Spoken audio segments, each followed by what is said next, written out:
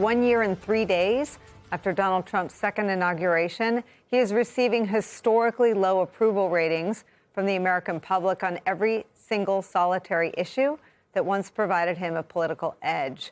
Despite that incontrovertible fact, we live in a country where nearly every single elite and powerful sector of our society, from big and fancy law firms to the most prestigious universities to the most successful tech companies, the most prestigious international big banks and media companies, have lined up either behind Donald Trump or they've capitulated to his threats and demands.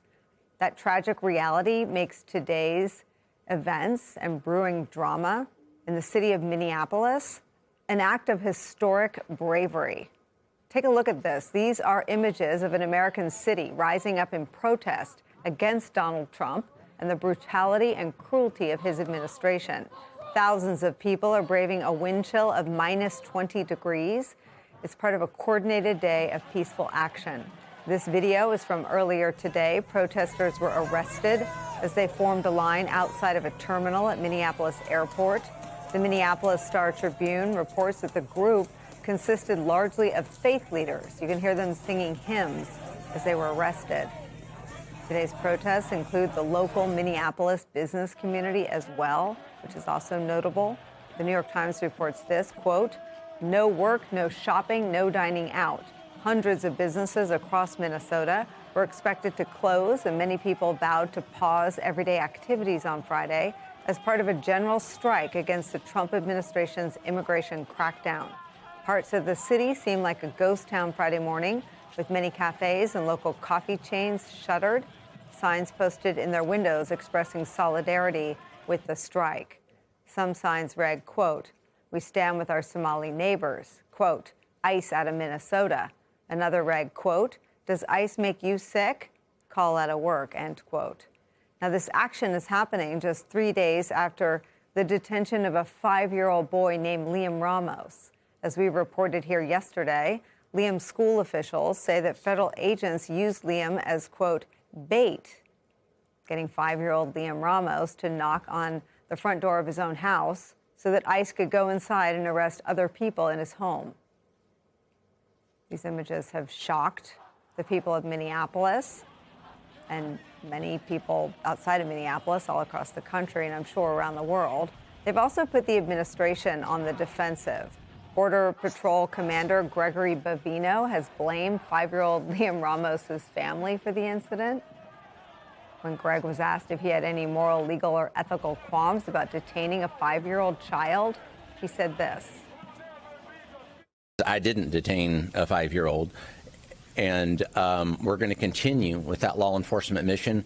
Oftentimes you will see violent illegal aliens that perhaps do have families, and those violent criminal illegal aliens are going to be arrested.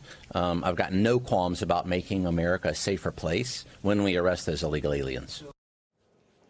There's no evidence that's been provided to anyone that 5-year-old Liam Ramos' family was, quote, violent, end quote.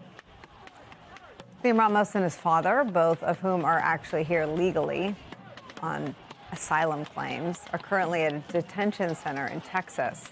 DHS also claims that Liam's mother would not take him in, which is a claim that officials on the ground in Minneapolis dispute. Watch. As I got out of my car and came around the corner, I heard, "What are you doing? Don't take the child." His mom, like, there are people here that can take him. There was another adult who lived in the home that was there saying, "I will take the child. I will take the child." Somebody else was yelling. They saw that I was there and said, "School is here. They can take the child. You don't have to take them." And there was ample opportunity to be able to safely hand that child off to adults. And mom was there. She saw. Again, according to reporting in the New York Times, 5-year-old Liam Ramos' father has no criminal record. DHS doesn't claim that 5-year-old Liam Ramos' father has a criminal record either, adding to the questions about why this even happened. Why does this get put in motion? Why is a 5-year-old pushed in front of his own front door? Incidents like these and images like these of 5-year-old Liam Ramos with a bunny hat on and an oversized Spider-Man backpack, separated from his family, is fueling a wake-up call, a backlash to ICE and the Trump administration's brutal tactics. It's not just in Minneapolis, it's happening all around our country. A brand new poll in the New York Times shows that 61% of all Americans think that ICE's tactics have gone too far. That includes almost a fifth of Republican voters. 36% of Americans approve of how ICE is doing its job. The backlash to the Trump administration's brutal deportation tactics, leading to a general strike and protests in the streets of Minneapolis, is where we start today with some of our favorite reporters and friends. Minneapolis native senior contributing editor Michelle Norris is back. Also joining us, political analyst, host of the Bulwark podcast, Tim Miller is back with us. With me at the table, host of Politics Nation, the Reverend Al Sharpton is here. He's also the president of the National Action Network, who has ministers on the ground participating and supporting today's protests and protesters, and former attorney for the Democracy Project at the Brennan Center for Justice at New York University School of Law. James Sample's back with us. He's currently a law professor at Hofstra University. I want to start, though, with our reporter on the ground in Minneapolis, Alex Tabbitt's back with us. Alex, tell us what's happening. Well, Nicole, you described the city of Minneapolis this morning as a ghost town, as this state participates in this economic blackout. Well, look around right now. It is anything but a ghost town. Thousands and thousands of people out to protest, demanding ICE gets out, despite the fact that it is -9 degrees here, Nicole. That is frostbite temperature. And I want to introduce you to one of these tough cookies right now, Jenica Day. Jenica, why are you out here? Why is it so important for you to be out here despite these frigid conditions?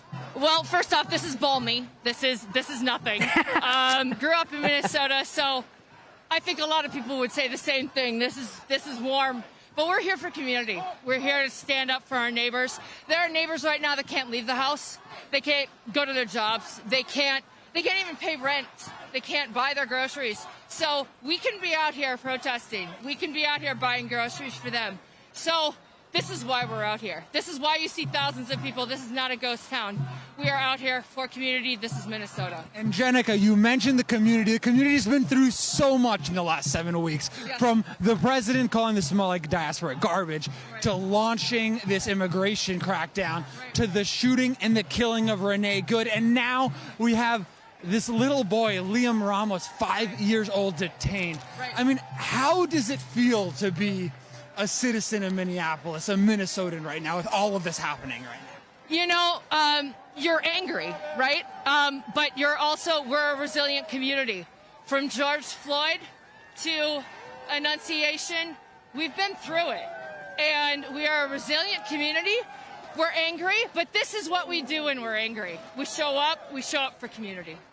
Thank you so much, Jenica. I really appreciate it. You bet. And Nicole, that's so true. They aren't just showing up in the streets. They're showing up in their cars. They're showing up with the whistles. They're showing up to continue to do the ICE observing, the very same work that Nicole Good did to keep community members safe, as ICE and Border Patrol continues to tear through the Twin Cities.